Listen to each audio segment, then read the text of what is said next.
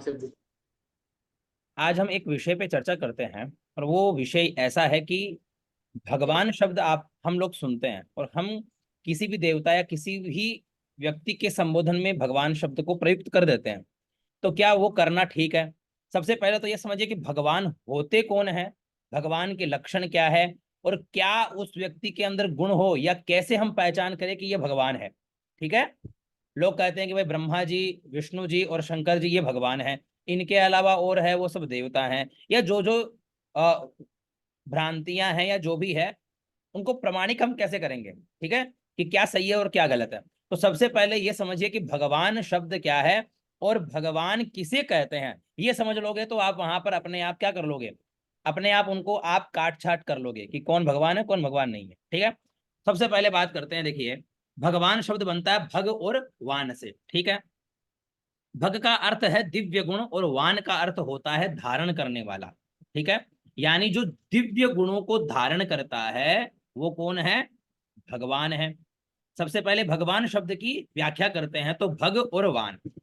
भग का मतलब जो दिव्य गुणों को धारण करता है, ठीक है ना। दिव्य भग, भग का मतलब दिव्य, जो दिव्य गुणों को धारण करता है वो क्या हो गया? भगवान हो गए।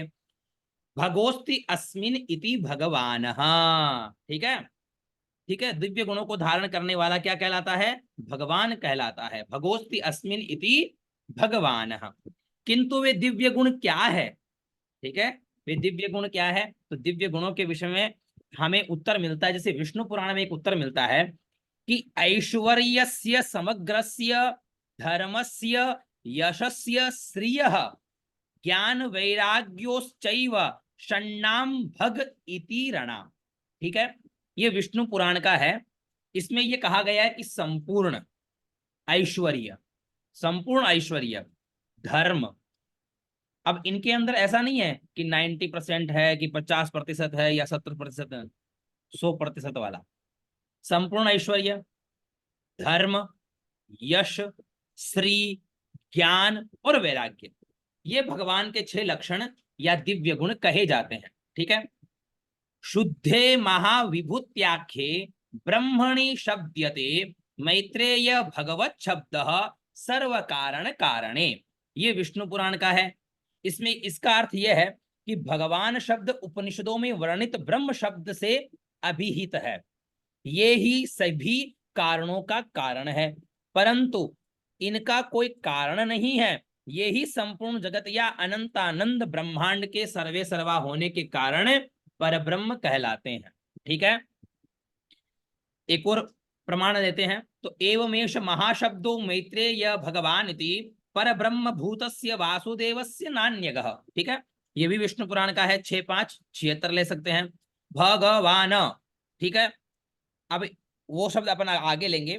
भावार्थ की यह भगवान जैसा महान शब्द सिर्फ परब्रह्म परमेश्वर के लिए ही प्रयुक्त होता है। ठीक है। किसी अन्य के लिए नहीं हो सकता।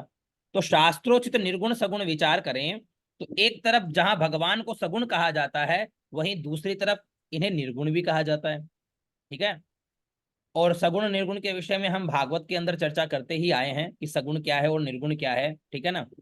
जैसे हमने उदाहरण लिया, एक बिजली का उदाहरण लिया था कि हमारे सामने प्रकाश विद्यमान है, लाइट दिख रही है, तो ये सगुण आकार हो गया। तार में प्रवाहित जो विद्युत है वो निर्गुण हो गया। लेकिन वो निर्गुण होकर के भी सगुण है। कैसे? वो निर्गुण है लेकिन गुण तो है ना उसके अंदर। ठीक है ना। गुण तो विद्यमान है कि उसमें विद्युत प्रवाह हो रहा है, आप हाथ लगाओगे तब आपको दिखेगा, लेकिन दिख नहीं रहा है। ऐसे ही परमात्मा विद्यमान है, गुण सारे विद्यमान है ना, लेकिन वो हमें क्या नहीं हो रहे हैं, वो हमें दिख नहीं रहा है, तो निर्गुण है। और दिख गया तो सगुण है। लाइट के रूप में हमें विद्युत दिख गई तो लाइट आ गई। ऐसा उदाहरण ले लेते हैं। ठीक है।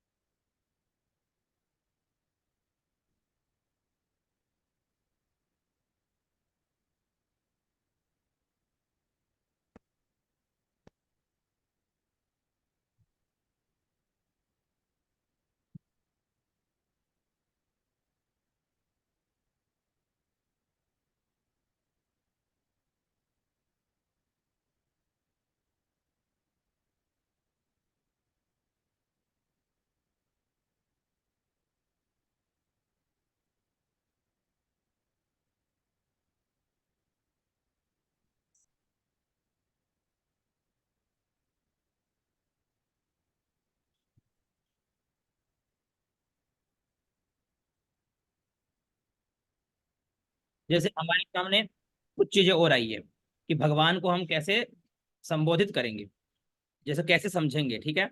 तो एक विषय आता है कि सर्वशक्तिमान, यानी भगवान सर्वशक्तिमान होते हैं और वे सभी प्रकार की शक्तियों से संपन्न होते हैं। भगवान में हम क्या देख पाएंगे कि उनके पास सभी प्रकार की शक्तियां विद्यमान होती है, ठीक है। उनके लिए कुछ भी कार्य असंभव नहीं होता है, क्योंकि वह स्वयं ही करता, कर्तम कर्तुम अकर्तुम अन्यथा कर्तुम समर्थ है, ये उनके लिए कहा गया है। सर्वज्ञ, भगवान सभी चीजें जानते हैं, सर्वज्ञ होते हैं वो, ठीक है। अर्थात वे सभी ज्ञान के स्रोत होते हैं, वो हर चीज को जानते हैं, कोई भी विषय हो चाहे। सर्वव्यापी, भगवान सर्वव्यापी होते हैं, उनकी यानी उनकी सत्ता सभी जगह विद्यमान होती है, ठीक है। सभी जगह उनकी सत्ता विद्यमान होगी, हमें देखने को मिलेगी। अनंत, भगवान अनंत होते हैं, इनका ना कोई आरंभ है और ना ही कोई इनका अंत होता है, ठीक है। निर्विकार, है ना, वे सृष्टि के गुणों और दोषों से परे होते हैं, तो इसलिए उनको निर्विकार भी कहा जाता है। आनंदमय, जैसे भगवान के विषय में हम लेते हैं ना उदाहरण, सत्य चित और आनंद, तो वो सत्य भी है, चित भी है और आनंद भी है, ठीक है।